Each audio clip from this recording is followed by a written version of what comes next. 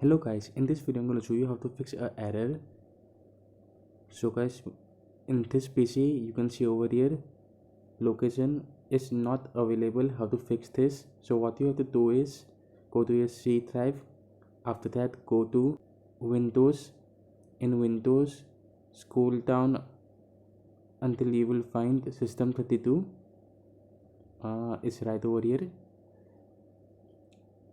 After that you can see over here, open this folder, and after that you can see over here system profile.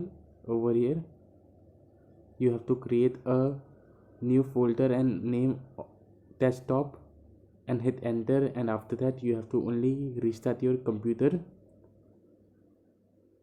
And after that you can even over here go to properties in C drive, and in tools you have to select, you can scan device over here, and after that your problem will be fixed. So guys, very simple and easy.